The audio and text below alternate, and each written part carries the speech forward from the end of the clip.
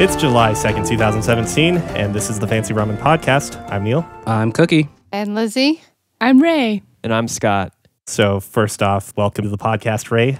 Thank you. Rae, you're connected to a lot of members here. Would you like to introduce yourself? Sure, yeah. So I am Lizzie's sister and Cookie's sister-in-law. And I just met Neil today. And Scott, I guess this is the first time we're being in contact through long distance. But I'm used to hearing your guys' voices, so I'm excited to be here. Yay. I'm putting a handshake gesture through the microphone as we speak. So it is a pleasure to meet you. Nice to meet you too. Firm handshake.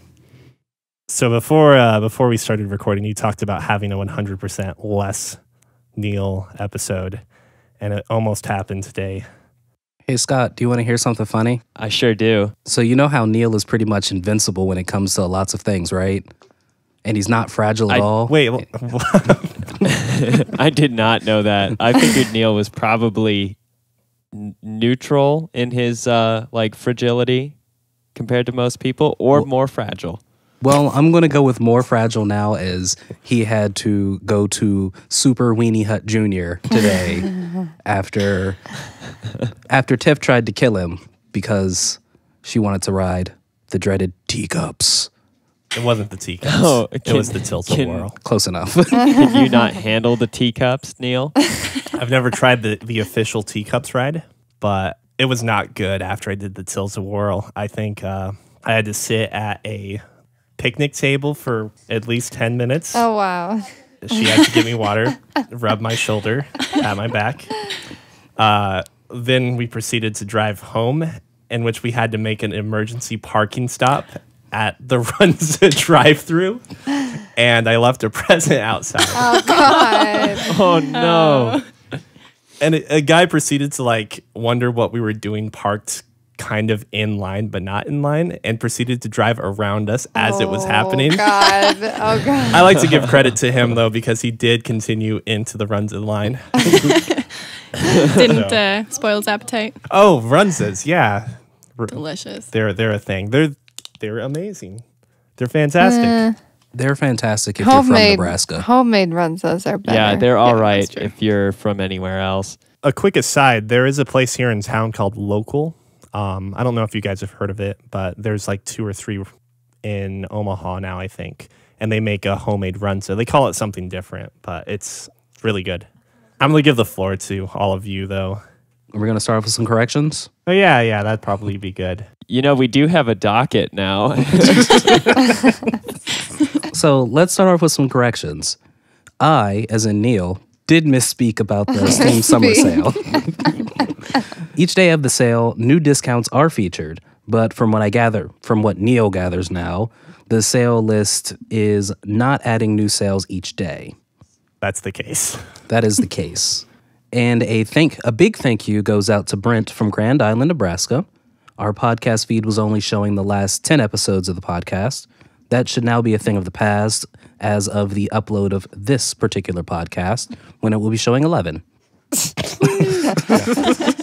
No, it has been fixed. So now all 30 or 20 something, whatever, however many we have with the half episodes or extra episodes are now up. So Is that on the App Store or the podcast app? Yeah, it should be on everything now. So you can go all the way back to, I'm assuming, I don't remember if I put up episode 0 and 1, which was a very different cast of people.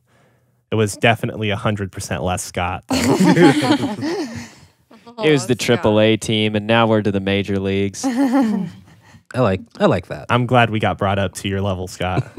Thanks for the sign-on bonus. So, Scott, besides camping, have you been doing anything else lately?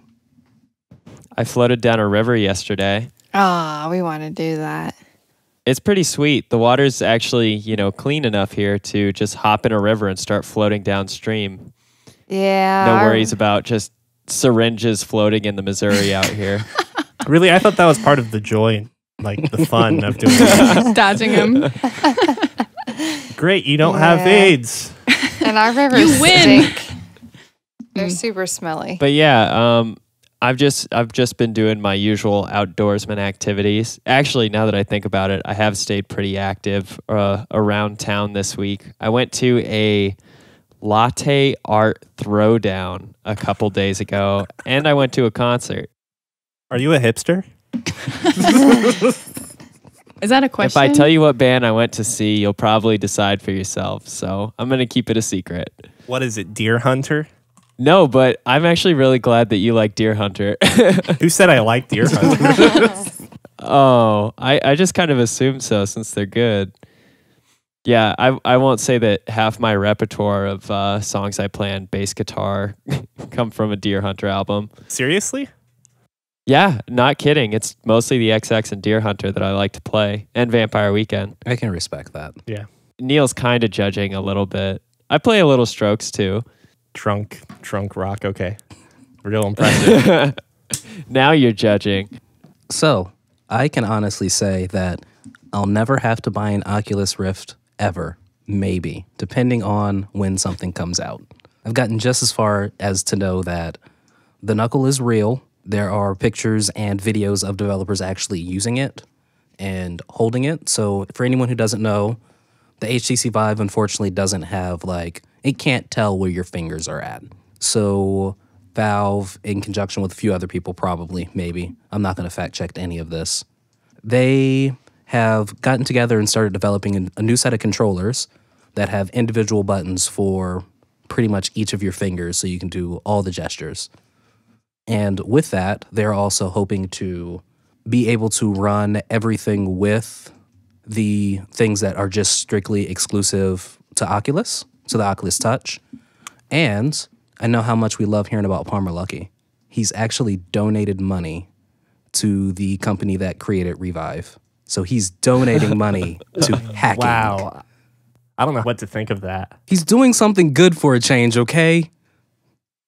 But isn't there more stigma to him trying to throw the middle finger to Oculus at this point?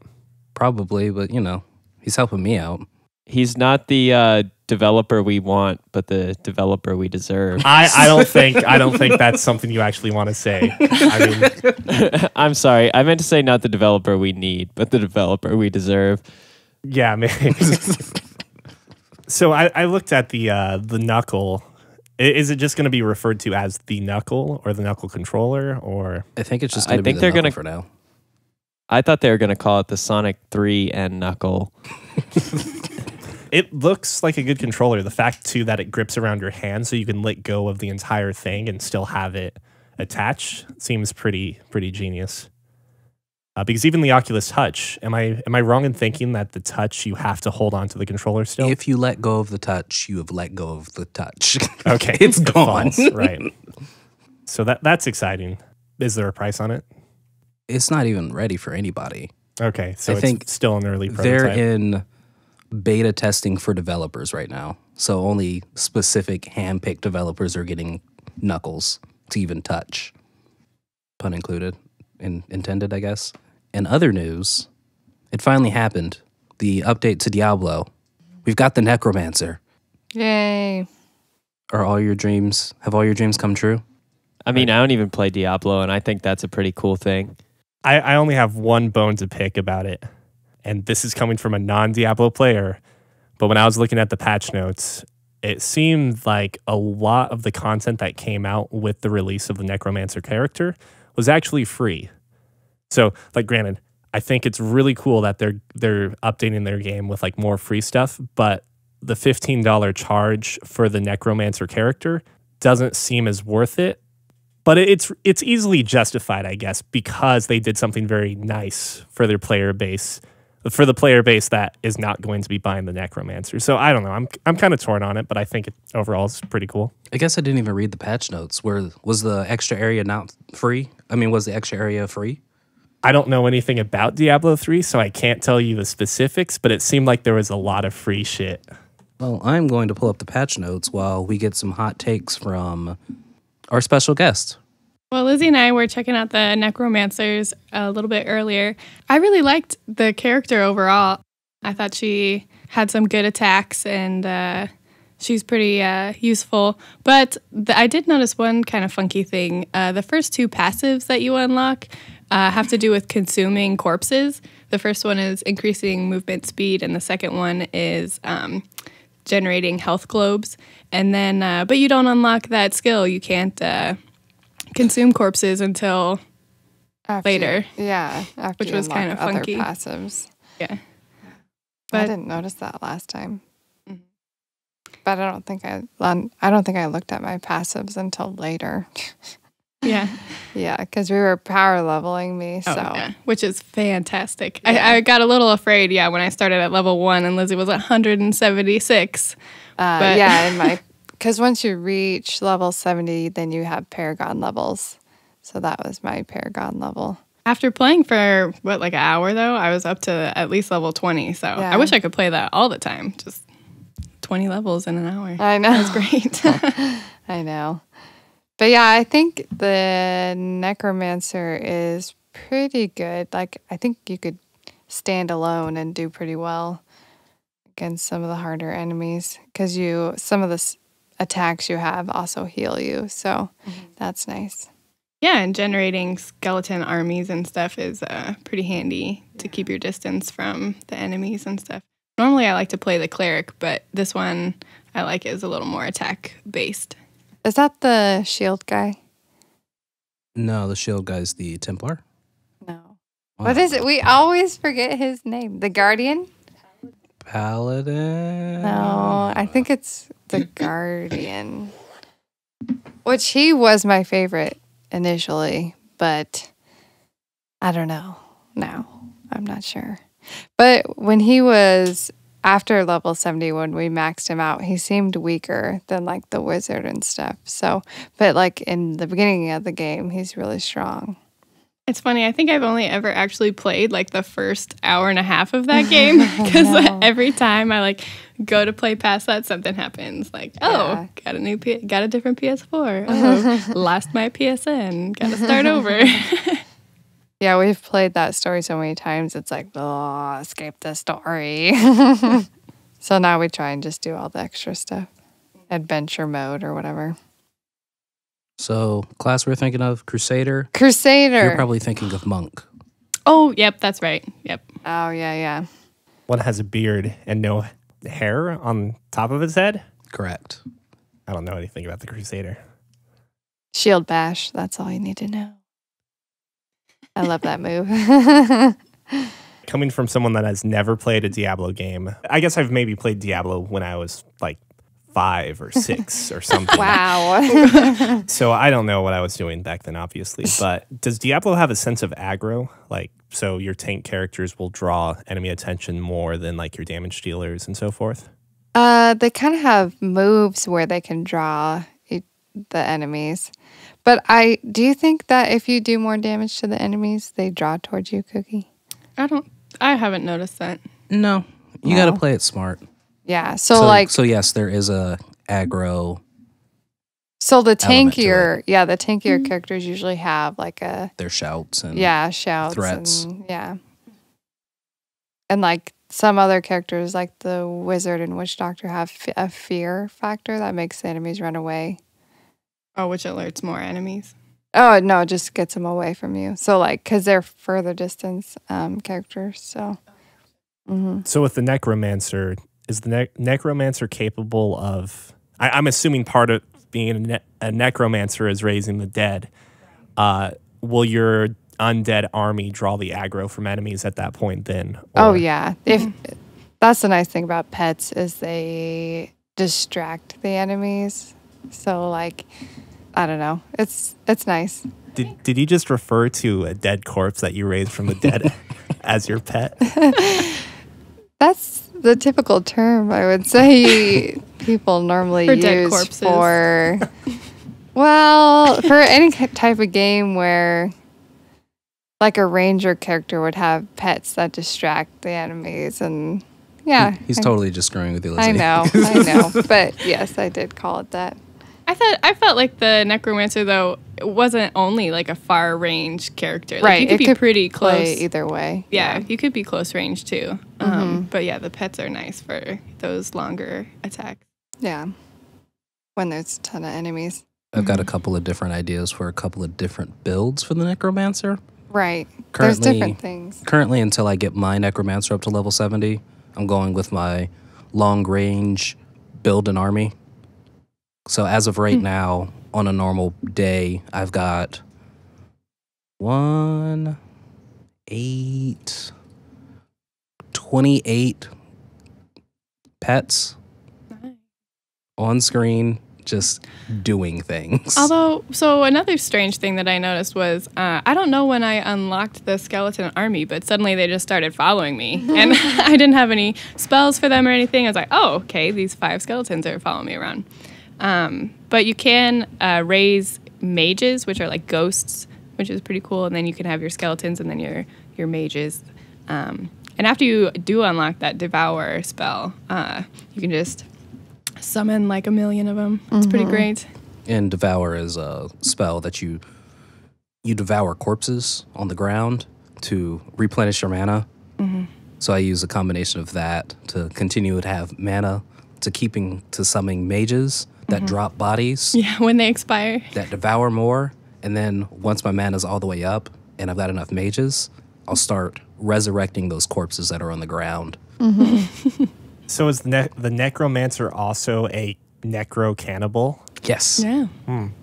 Delicious. Aren't all things necro-cannibals? Well, I'm assuming you have. I'm assuming you The can difference kill is we human cook. enemies in Diablo. Like, are there not human foes that you fight occasionally? Yeah. So I you, don't know about human. No, you Usually fight it's humans, monsters. the cultist. Oh, yeah. I guess you do, yeah. So you can devour the cultist bodies, right? But they're like wizards because they know spells. Hey, Oh, wizards. are they the same species as Wizards you then? are humans as well. You're a Okay. necromancer. No. Are you human though if you're necromancer? And wizard? Depends are they on how different necromancy species? you went. I kind of feel like we need to talk about Dragon Age now because that's like one of the central plots of that game is like the persecution of mages. Which I was actually just telling Tiffany about. It's like super interesting. It's a slow-paced Western RPG that I don't think is all that fun anymore. Hey, Scott, is that on the Steam Summer Scale? Dragon Age, I don't know if it was, but probably. I picked up Origins on a summer sale, I think maybe 1 or 2 years ago, and I remember it had a hefty discount for the whole thing. But I'm really glad that Neil said mages because I was having a little bit of difficulty hearing you for a second. And so I thought you were saying lizard people. And I was like, I really don't know if lizard people are people. I could see them, being But persecuted people against. is in the name, so it might be debatable. Like, I was like, this is a pretty philosophical discussion here. Are lizard people people? You just reminded me of a topic I'll have to bring up later today as well. Does that have to do with Doctor Who? I'm looking No, forward to it. But it does have to do with the Illuminati, so Oh gosh. I'm looking forward to it a little less now. you should. So, speaking of the Illuminati, I hear there's something about a revolution. Do we want to tackle my stuff first, or are there other games that the 2 of you have been playing? The 3 of you have been playing. 4 of you have been playing. Sorry, Scott. That's okay. I'm a lizard person, and you haven't decided whether I exist or not. Oh, I guess I've been playing a game called Audio Shield on the VR. It's good. Is that the one where you have shields and you block things that are timed with the music? Like, that's And a terrible it's- way of describing it, but you know. Yeah. So basically, you're fully immersed in a VR. You've got 2 shields, an orange shield in your left hand and a blue shield in your right hand. And any music, the game has this algorithm that they take all the music, any track that you've got. So I've used my custom productions, my custom instrumentals with this, and they have an algorithm that sets up the track for you. So basically, it'll shoot blue and red spheres that you've got to block with the perspective shield in time with the beat, basically. Oh, it's wonderful. That's cool. So you're cheating because you already know when the beats are coming up since you like. Well, you can see it coming. You see it all coming. Oh, it's so glorious. You know when you're watching an epic movie and there's like the one guy who comes out and he's doing all the crazy moves and things are flying at him and he's like tossing bodies in his way so he doesn't get hurt by anything? Doesn't matter. Either way, it makes you feel like an action hero. I played the song Chandelier, and oh my goodness, when Sia hits those, like, it's like a rain of arrows coming down at you. You're like, yeah, I got this. Things are going in slow motion and fast motion at the same time. We got to do that in mixed reality and then just like make music videos of the person just like, It'll be the new form of dancing, DDR. Yeah. Oh my God, it's so good. It's so good. So I decided to check out a video from this audio shield, and the first one that popped up was Megalovania from the Undertale soundtrack. And anybody who's played Undertale knows that soundtrack is like it happens during the hardest part of the game, and so I wanted to see how difficult this could actually get. Scott, the only people that know what Megalovania are murderers.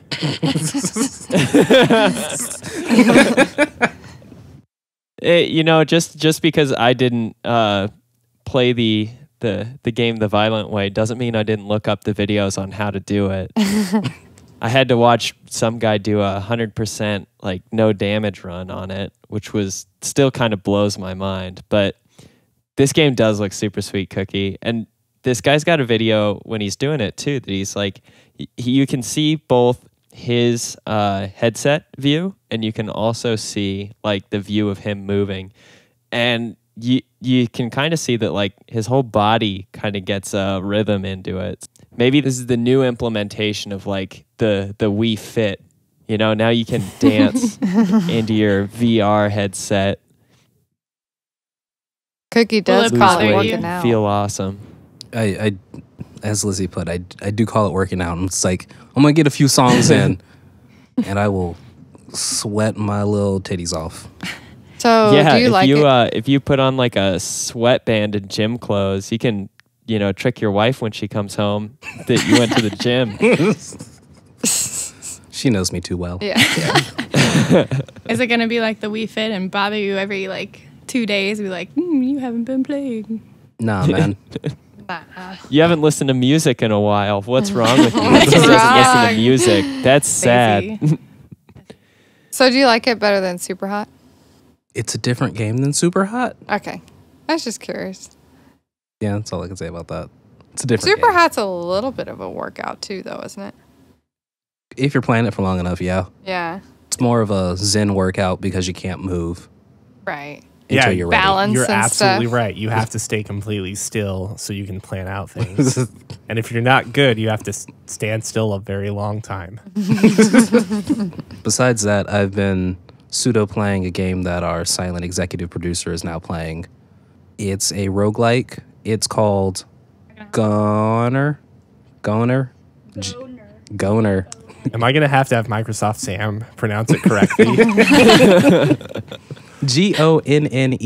It is a roguelike.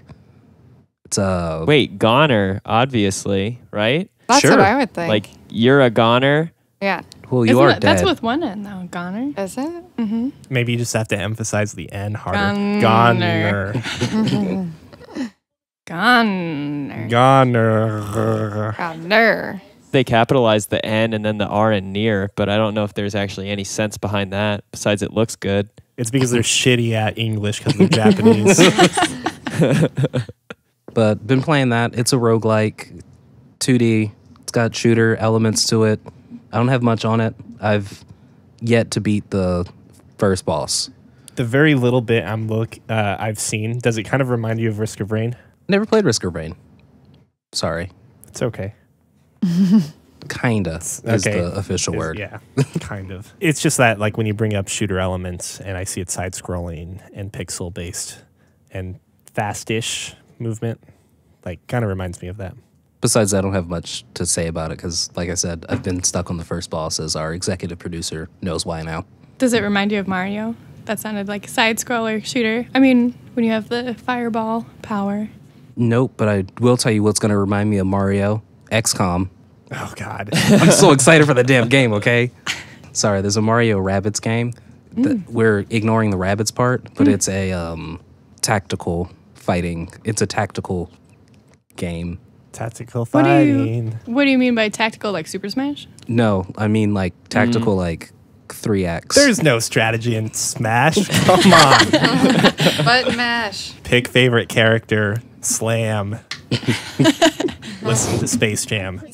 But yeah, the platformer elements I think might be a thing. I don't know if I see any death falls though.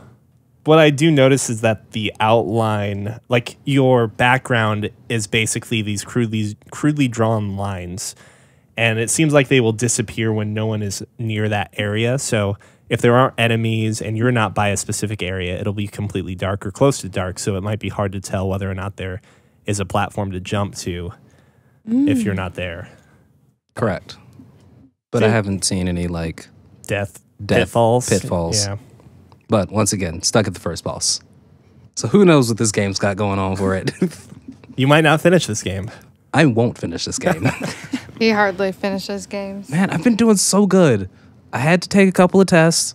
Those end on Monday. Then I'm going to get back on my that one game that I didn't finish. Wait, Persona 5? Yeah. Wow, okay. You guys have been talking about Persona 5 for a long time. You still haven't finished it, Cuki? Of course not. That's a long game. That's a real long game. I'm about halfway through, I think. Nice. Maybe. Can you get past that cat yet that's like, go to sleep? What? The cat that tells you that you can't Let's do not anymore. do 'cause that you're too tonight. tired. Oh. Yeah, exactly. Man, I so agree. I'm just like, come on. I don't even have I don't have this whole week to do anything, and I rented a movie, and now I got to pay a late fee because of your ass. That cat has screwed me over a couple times. Twice on DVD rentals where I'll rent it, and then we'll have some sort of activity going on where I'm too tired every night, Monday to Saturday, and then look who's paying a bunch of yen for a DVD they didn't even watch. Scott, the problem is you're renting DVDs. You have to be a studious student, just like any Japanese kid, and just study whenever you have a free night. And just go to the movies every once in a while, man. My character's already pretty smart and gutsy, so I don't know. I think it's about maximizing the time that you have available. Yeah, And definitely. the cat won't let me do it, and the cat won't let me do that. Can we cuss on this podcast? Yeah. Oh, okay, Do nice. you not hear us cuss? I guess I never pay attention to it. We don't curse very often. Fuck, really?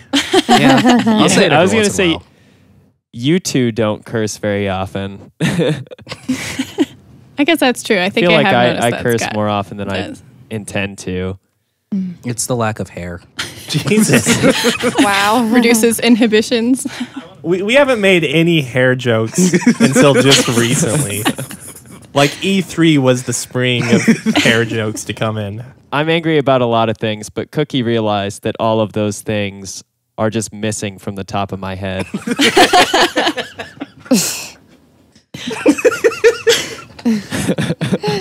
Thank you, Scott. You're welcome. Carry on. Nice. Anyway, so this is kind of an older game, but I've been kicking my friend's ass in Towerfall Ascension, and so I just want to throw that out there. Although we're stuck on the hideous blob at the center of the universe, which is, I think, the last boss in the expansion, the Dark World. God, that thing is a piece of shit. That's the roguelike pixely Yeah. Like Archer 8-bit. Yeah. Yeah. Archer game. Do you have to use ranged weapons? Or? Yeah. Yep. Okay. Yep. You can bounce on other players' heads and Right. kill them as well as shoot them. So you can Mario it. Yeah, exactly. Yeah. It's pretty fun. It's a very fun game. I guess I haven't actually talked about Towerfall Ascension on this podcast. Oh man, that's a great game. Well worth it. It seems very simple, so it's like an 8-bit game, and you really only have like 4 controls. So you move, and then you can jump and shoot, and then you can dodge, which is also like you can catch arrows with that same button. So it's pretty straightforward with the controls. And then the really fun thing is you can have all these different variants, which are pretty random. Like I think one of my favorites is big head mode, where your head is just bigger, but it doesn't increase like the target square or anything. Like it doesn't help you, but you just have a big head in the game. And you can also have like wings and stuff, and there are items that you can collect. Different arrows too. Oh yeah, like I hate the laser arrow. oh my god, I was just I gonna always say kill myself with it. the laser arrow just bounces around and it doesn't Yeah. stop until like 5 For a while, seconds. yeah. Mhm. Ugh. Yeah, so you got to watch out for it. But So if everyone has laser arrows, it's just like constantly dodging because they're bouncing everywhere.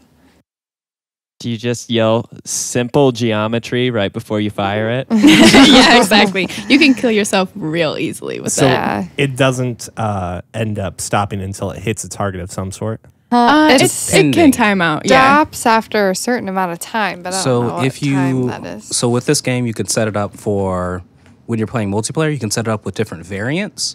So with the laser arrow, there are variants that you can add on top of that, like infinite laser arrow. Oh, yeah. I remember we played that once. It was terrible. Otherwise, it times out after 6 bounces. Oh, okay. Oh, 6 or there you 7. go. Between like 3 and 6. So I'm curious with the properties of this laser arrow. Is it only the arrowhead, quote unquote, that is deadly, or does Correct. the trail also? Okay, I was wondering if it was like a Tron like thing. Oh, yeah. Nope. Just the head. Yep, just the head. And there are monsters that like fire laser arrows at you too, so you got to watch out for those. Yes. Hate those things. But you could get them to kill themselves by just positioning yourself in a geometrically advantageous situation, right? Sometimes, but you have to be pretty close to it to get it to Yeah. shoot at you, so it doesn't always work. Okay. Yeah. But Cookie, you can do variants on the story mode as well, I think in the expansion pack. Oh, nice. Oh. It's been a It while lets since you we pick. played. It doesn't have all of them, but it lets you pick, like, you have positives and then you have curses as well. So you can, like, pick from those for the Dark World expansion. Curse dodges for the win. So I does this hate game those. play like a twin shooter, or Yes. And are you Kind of. capable of shooting more freely than 45-degree increments? So Not really. there's a variant that allows free shooting. So it does have 1 degree increments, but usually it is just at the 45 degrees. Okay. And with the twin stick shooter aspect of it, it's more of just you either aim up, left, down, or right, or in the diagonals, and then you push R2 to shoot. And there's or square. Or no, you square. dodge with R2. I don't know. I've been playing this game so long. yeah. X is jump Yeah. But, oh, I forgot on what I was going to PlayStation say. 4, respectively. That's where you guys lose me. Like, what, you're not playing Oh, on I Steam? Oh, come on. There's some level of heat seeking too with the arrow. Like you can have modes where it's just a little bit, it'll help you just a little. But there are certain arrows that are heat seeking and ones that'll like really curve around obstacles and stuff. So it's pretty fun. What are those called again? The ones that'll like, the lightning ones where it's like My bolt arrows? Bolts. Yeah, that's I hate them. it. But those go after you at like they go in a different direction and they totally change direction to hit you. It's so that's not really like a heat seeking thing because it psychs you out. So you think it's going somewhere else and surprises you. I think it can turn how many times? 3 or 4 at least. We've seen it turn 4. Oh my god! Yeah, it's annoying as hell. But those variants and the different arrows are really cool. I think they put a lot of work into them. Yeah, I like it. Speaking of not playing things on Steam, I got a new toy. I got a 1080. Right. I forgot we were going to talk Yeah. about that. Yeah. Oh man, So, that was so exciting. congratulations. Thank you. Thank you. Yeah.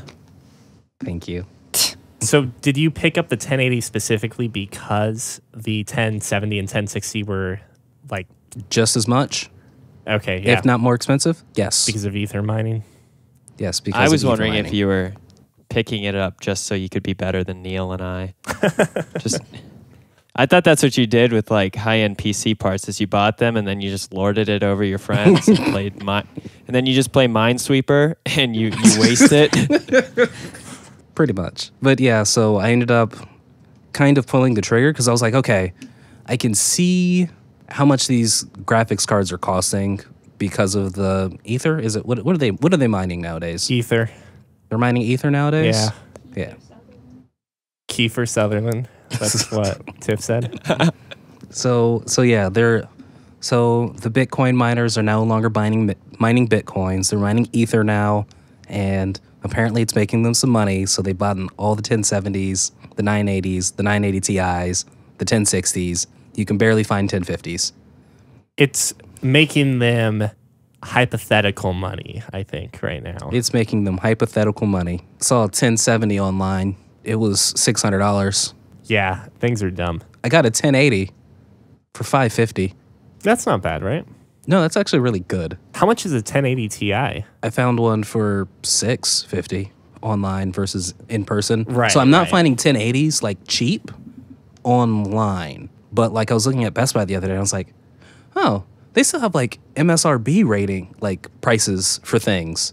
Then the one down the street just happened to have a 1080. And I was like, this is how much graphics cards should cost. Yes. Yes, please. Any more game talk, guys? Ooh, have you ever played the app Threes? The app Threes? Yeah, it's pretty great. I don't think I have. Ooh, have you played, what is that game? 2080? 2048. Yeah, 2048. 2048? Mm-hmm. Wait, Oh. It's so similar. They're very similar. app Threes, is it like a phone app called Yeah. Threes? Yes, it is. Okay, I have not. That's a pretty fun game. It is fun. Kind of addicting. Yeah. The thing is you're trying to add threes together pretty much. So you get like these starter pieces that are twos and ones, and then you make threes, and then you can combine threes with threes and then sixes with sixes, and so you try to like build it up. But it's on like a grid of like a 4x4 grid, I think. So it's kind of like one of those puzzle games too, where you try to make all the pieces close to each other so that you can combine them. Okay. Does it expand, or does the board expand as you play then? Or No. maybe I'm thinking of something That's different. why There's kind of a that's limit, the challenge But of it. my highest, I think I got 784. Let me check this out. So you basically just combine them as much as you can to make the biggest number you can with the space allotted. 768 is my highest. Tile, and then 384 is next. I would recommend that app. It's a pretty fun one. Yeah, it's good time consumer if you're like in a waiting room or something. Or on an airplane. It makes Yeah. you look smarter than if you're playing Magikarp Jump. I think Cookies everything makes addicted. you look smarter. Which you're still playing, I take it? Oh my God, yes. Oh, God. Why would I not be playing Magikarp Jump? Scott, are you still What's your playing tr- Magikarp? What's your trainer level, Cookie? Oh God. I will tell you in a moment. Has this become the new JoJo?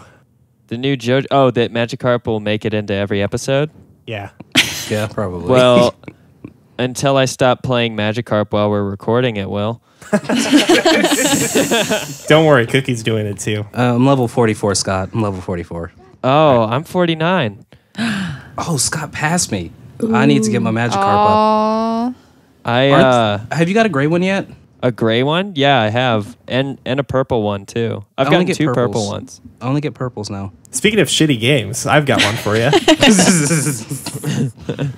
Stop me if I've already talked about it, but I tried playing The Secret World Legends. Legends? I think that's what it is. I don't remember you talking about this. Great. So I get to talk about a shitty game for a second. Then this was basically a rebooted MMO. The game was originally called The Secret Secret World? World. Yeah. So they rebooted it? Yeah. Oh. And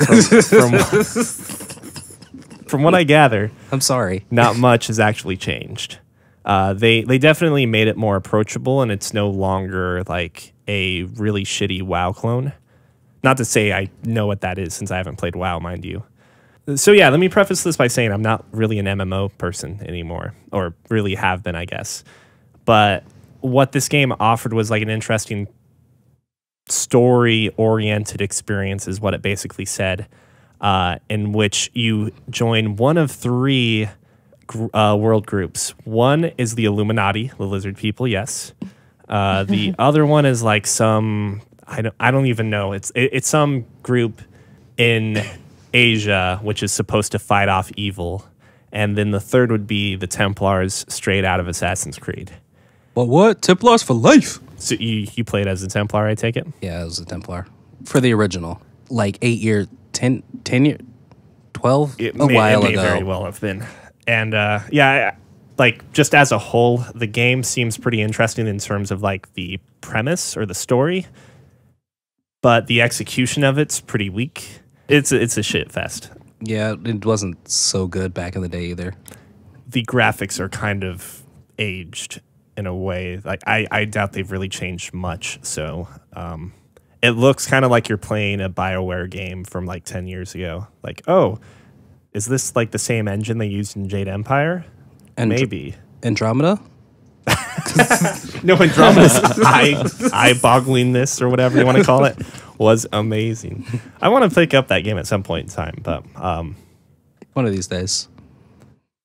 On a separate note, a game that I'm not really sure if I'm enjoying quite yet. It's called Valkyria Revolution, and I've brought up in the past that I kind of pre-ordered this game when I found out that the composer, which I'm going to screw up his name, but I think it's Yasunori Mitsuda.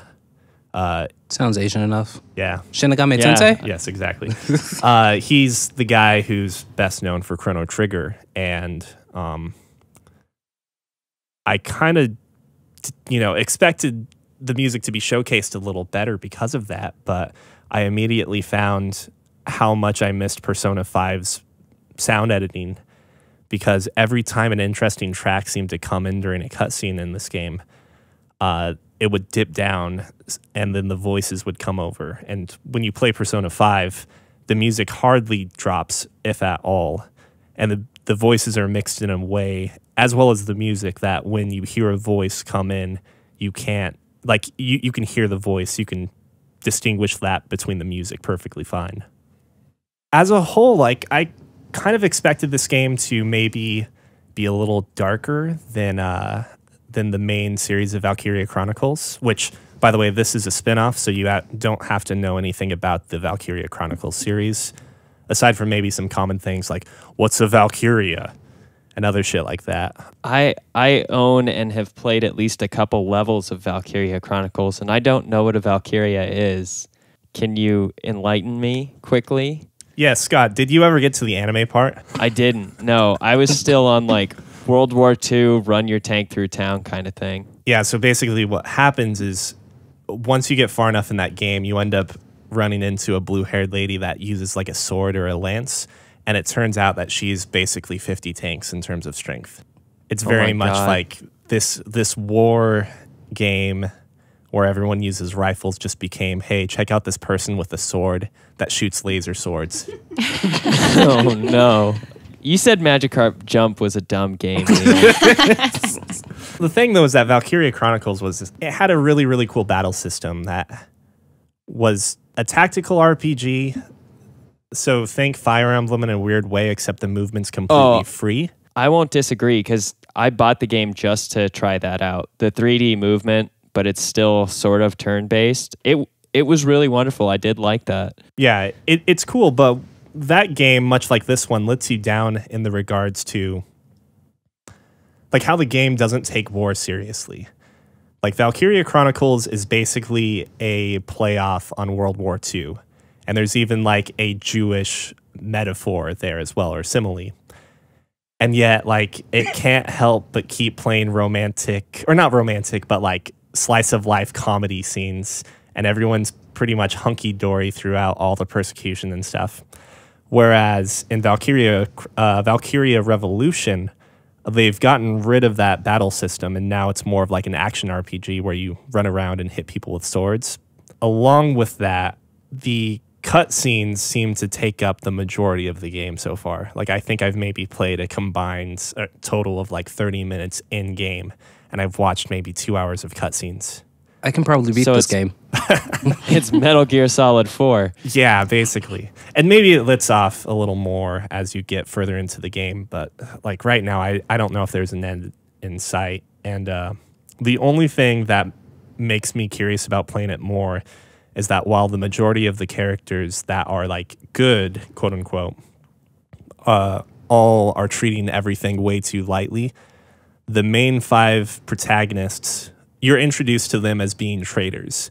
So like you start the game off and you are essentially witnessing this student talking to his teacher about how he thinks that the 5 traitors, quote unquote, maybe weren't necessarily malicious people in history. All you're basically given is that these 5 characters ended up starting like a liberation or a revolution, liberating themselves from like an empirical state, if you will. Like the game Valkyria Revolution would be about the people conducting the revolution, hopefully. Right, exactly. But so you go into the game knowing that these 5 characters are going to get executed, assumedly, unless there's some sort of twist at the end. And you also know that they're like purposely misleading their own people, their allies, and so forth, for like a greater goal that is revenge. But I haven't gotten far enough to know like whether or not that payoff is going to be there. Excuse me, payoff is going to be rewarding enough. Do you have any free time where you can like work out your neck so you can avoid the gallows? Or survive them. Get it strong enough so the blade just breaks on your neck. Yeah, like instead of doing pull-ups in Persona 5, you just do chin-ups using your neck. Maybe if they execute all 5 at the same time, they just become a stronger persona. Oh, no. But there was one standout game that I've actually been like incredibly surprised about how great it is, with some caveats, mind you. Is that Sweet Home? Yes, it's a Nintendo horror RPG. So when you say Nintendo Ooh. horror RPG, are you going to see this on the NES Classic? Probably not. And well, for multiple reasons. It was never translated. So the version I'm playing is a fan translated patch. I don't think it's necessarily aged incredibly well, but when I remind myself that this was made the same time Final Fantasy was, I could be wrong in terms of years, but like 89 apparently. 1989. This game has so many features that just impress the socks. Well, it impresses the shit out of me. It impresses your shitty socks? Yeah, exactly. The first thing I do want to point out is that when Resident Evil was under production, and I haven't fact-checked this, but this is what I was told, that Resident Evil was initially going to be a Sweet Home remake. And we're talking original Resident Evil. That's a pretty big deal. Yeah, it's particularly interesting, and it also brings to light some of Resident Evil's core game designs. Like in Resident Evil, you have to backtrack a lot. You have limited item management, limited item or inventory space. Those are totally key elements of Sweet Home. You basically have access to 2 individual slots with your 5 characters, and that's another interesting tidbit. You have 5 characters to control. Each character has their own personal item. Like the first character has a lighter. We named that character Scott, by the way. The second character has a medical kit, so she is able to heal any of your characters with poison or curse or anything like that, any status ailments. The third character has a camera. The fourth has a vacuum. Wait, did you just say the third character is a camera and then just move on? Has a camera. Well, I'll explain it. Has a camera. Has a okay. camera. I thought you said It's third a character's walking camera. It's not a big deal. And the fourth character is Luigi from Luigi's Mansion. Yeah, exactly. And your fifth character has a key. So granted, like, there's no explanation as to why those 5 characters have unique items. It's a Nintendo game, but the story is actually kind of there. As you go through the game, you're basically exploring a mansion that you get trapped in. And the goal is basically trying to figure out how to escape, but in that process, you're more or less learning how to exorcise the ghost that is inside of this mansion. And you use these key items, as well as other items you find along the way, like pickaxes, boots, gloves. What else do we have here? Socks. Yes, shitty socks. An axe and other things to like kind of get you through the environment. And you essentially need to go to all of these different paintings, or they call them frescoes. And I wasn't entirely sure, but is a fresco a painting, or is a fresco a painted 3-dimensional carving? A fresco is a type of painting, basically. It's kind of like painting with plaster. It's like quick fire watercolor on wet plaster, and then it's not on a canvas, but it's on a wall or a ceiling, obviously. Good thing I was the one who went to school for 5 years on art, and Scott was like, I'm gonna fill in all these holes that Cookie just left. So if I told Patch 'em you up. if I told you that part of your analysis of each fresco involved vacuuming the fresco, would you shake your head? Are we there to get rid of mold, or are we there to actually exorcise a ghost? Yeah, so 'Cause occasionally... it sounds like one of the characters is a maid. Yeah, which character has the vacuum? the character's original name is Asuka. Of course, it's Asuka. It's always Asuka. But So- the character's name that you gave it is what? They just Double carry it lift. around. So I've been watching a lot of Professional League lately. I know, I'm a fucking nerd. And there's a guy named Double Lift who's like one of the most renowned AD carries or marksmen. You know, this joke is never going to work for anyone that doesn't watch League. But yeah, so if you come across the fresco, you have to use the camera to reveal lettering that doesn't exist in reality, so to speak. So there's like that ghostly element to like, oh, Fatal Frame? yeah, exactly. Which you could argue that maybe Fatal Frame has a bit of inspiration from this, or just the fact that cameras revealing things that do not exist to the human eye is already a thing too. Sounds like a What bad is- photographer. What is the time setting in the game? Modern-ish, Okay. Is Like- it like supposed to be 89? maybe. There's no technology to ever reveal otherwise. Like you never come across a phone, and like granted, this is a super pixely Nintendo game, like not Super Nintendo, like shit old Nintendo. Like we can't display all the colors in Nintendo. So I don't think you ever see anything technologically based that would give you a good time frame, except for the fact that you have a camera. So Right. potentially the Is it like a 1800s. Polaroid? 19 Oh, who wow. knows? Like, well, so that's Because the you thing get the too. pictures Like, instantly, right? yeah, exactly. So it has to be a Polaroid. But when you look at the sprites, I was always under the impression that the character that starts with the camera had a video camera because it looks like he had it on his shoulder. That would make sense if they're, since game was based off of the movie. Oh, seriously? Oh yeah, there's a movie. I was actually going to ask Shit. if you guys just took your time out to watch the movie before you played the game. No, we haven't. I'm excited to watch this now. Pixels also in this era do not do a good job of illustrating what a thing is because for the longest time I thought like there was an icon or a sprite that was just a weird floating eyeball. But then it turned out to potentially be a person sitting slunched over without a head. Whereas that's what Tiffany thinks. Whereas I think it is a person slunched over and his hair is black. But it's really hard to tell. and another thing that kind of bothers me in terms of its age is a lot of these top-down RPG style games, like, you know, that would look like if you were playing Pokemon or Final Fantasy. There's only one view or side to your character. So if your character's facing down, it'd be just like any of those games. If you turn up or start moving upwards, your character just flips upside down. What? And if you turn to the left or right, your character just, their legs are pointed to the left or right. So like the view is basically set that you were looking entirely downwards onto your characters and that like your characters are always slightly leaning back. I don't know. Like, but it does save some time in development, which I'm assuming is like what motivated this. You also do notice like some recycling of enemies in these random battles.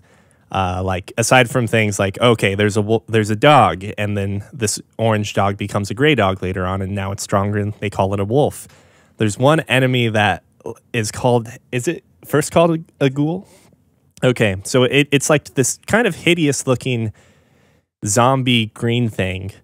When you get later on into the game, you see that same enemy show up again, but that enemy now is just upside down. Like it's coming from the ceiling.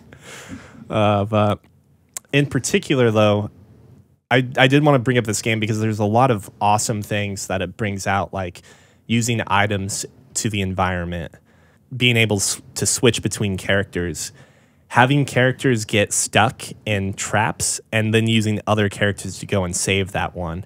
Having permadeath, if any of your characters die in battle or die due to traps, they are dead. And having the foresight also to implement things like, a good example, like if your vacuum guy dies, you will find brooms throughout the mansion. If you have two parties in one room and one of your parties gets attacked or something, you will automatically start controlling the party that was attacked or influenced upon. So it's just a bunch of like crazy things that for this era, 1989, for the Nintendo, which was not a strong console compared to like PC at that point in time, I'm just constantly surprised at what you can do in this game. Did you just call yourself a part of the PC master race? You definitely just said console, not nearly as strong as PC. Well, as if that's changed. Okay. But you're like, nah, man. Let's talk about the games that came out in the early 90s, like early 90s or pre-90s. You have, like the most technologically advanced games for its time. I think Sweet Home is one of them. But you have things like Excite Bike and Duck Hunt, Mario. And not to say those are not good games. They're all fantastic. But at the same time, you had the what was it? The Ancient Art of War. And I think it was specifically 2 that was a very elaborate strategy game where you had pirates versus what's the opposite of a pirate? Like Royal Navals? No, East India Trading Company. Naval armies. Countries Lord. would basically create these anti-pirate groups. Lord Beckett's something crew. I don't know. Privateers, thank you. So in the Ancient Art of War, which I barely remember because I was like 5 when I played it, you basically controlled privateers or pirates. I think you just controlled privateers, and your job was to basically go out and hunt pirates. And it had an elaborate system back in this day and age of ship-to-ship combat as well as boarding, or like, Scott, you're going to be the guy that knows this, the type of combat that happens when you have boarding parties and so forth. I would say for your art point, I was looking at some pictures of the art online. It looks like Game Boy Color level art. Like, it doesn't look terrible. It's not, Super Nintendo level, maybe. Right. It's totally, yeah. Yeah, but it's certainly not the worst pixel art that has come from like the Nintendo Entertainment System. It's leaps and bounds above, like, say, the Famicom or the old like Atari systems as well. And I would say, too, that the enemy designs can actually be really good at times, like when you see the monster artwork. But yeah. But that's about all I have to say with that. We're almost done with the game. It's also super unforgiving in nature because there are only a limited number of healing items available, and there's no way to actually do a complete party heal. So if you just get into a couple bad fights and you don't have healing items afterwards, you could very well be facing certain death for some of your characters. As long as you keep your lighter guy alive. Yeah, for obvious reasons. Obviously, yeah. I mean, he's got the best tool there is. And I also double checked on the camera. The guy with the camera definitely has a, it looks like the video camera that you'd normally have someone do if they were doing like a news shoot. For at least a hot list reference to Hollow Knight, it's good. I'm going to be playing plenty more before I talk about it again, so maybe I'll have even more to say. But I look forward to reviewing it. Our episode won't come out before the Steam sale ends. I'm going to say right now, before giving my review, if you're any bit interested in it at all, I would buy it. If you're not interested in it and looking at a trailer about the game is good enough for you, I would buy it. Oh, man. So it's a good game. If you owned a Switch, would you buy it for the Switch? Oh, yeah. It would be great. That would be awesome for the Switch. That's Shovel Knight. Never mind. Ignore me. Moving on. All right. Well, if you have any questions or corrections for us, you can reach us by emailing at podcast@fancyramen.com.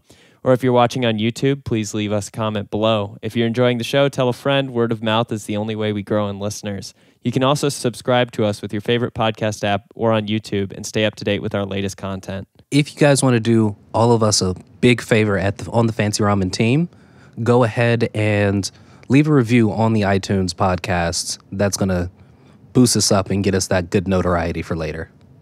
Wait, yeah, that's how we get more people listening. Isn't it now Apple Podcast? I don't know, man. Speaking of Apple, can I leave a tidbit? Yeah. Do you want to talk about your public service announcement? Yeah, my tidbit for everyone who owns an iPhone. don't encrypt it on your computer unless you really can remember the password. Because if you get a different phone and you want to transfer your data, you can't. You have to unencrypt it, and you need that password.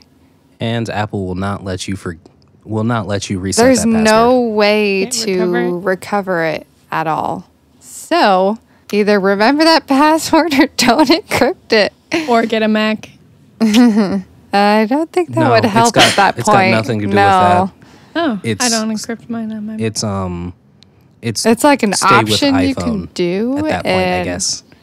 They were like, oh, yeah, do this. And I was like, oh, sure. And now I'm like, why did I do that? So you no longer have an iPhone. You now have a S8 or Samsung. Galaxy S8. Yeah. Do these also Nice. explode? No, Hopefully not. hopefully not. Haven't heard anything. I don't know. I've just we've watched a lot of reviews on YouTube and like just, I don't know, talking to people, and they all say it's supposed to be better than the new iPhone. So thought I'd give it a try. Omake! Please, we can't keep saying that. Otherwise, people are going to think it's actually the omake. We should probably give Neil an audio clip of us saying goodbye, right? Yeah. I'm still trying to figure out like a good way to actually end an episode without completely copying someone else. What do you mean completely copying someone else? we just do the wrap up, begging for, The reviews listeners. and feedback, and then we say goodbye. Adios. Had a great time, guys. Thanks for having me on. Yeah. So long. This is the most awkward ending we've done. So Auf long. Wiedersehen. Farewell. Farewell. Auf Wiedersehen. Say Goodbye. goodbye. Sayonara. I hope Ciao. you keep on listening to Why are we singing my this song? podcast. Oh, God. I didn't know what to Oh, rhyme. man. You're going to have a really hard time actually extracting the audio that you want from this last leg. It'll It be was super fine. chopped up. Yeah, thanks for listening, everyone. Join us next week. Later this week, we're going to have an omake covering. Can you repeat that fucking TV show's episode name again? I've got to actually look it up because I think it's Yoshihiko It's- and the Demon King's castle. Is that the That's right. Asian Monty Or Python? it's Yoshihiro, but it's one of the two. I think it's Yusha. Yusha is the word for hero in Japanese. Regardless, that's happening. It'll be in the show notes. Or you can also check last episode. There's also going to be a Persona 5 spoiler cast that we recorded about a week ago coming up as well. I'm waiting for that, Neil. I want to be spoiled. That's it. Have a good night, everyone. Bye. Bye. Bye. Saying goodbye, I leave and heave a sigh and say goodbye, goodbye.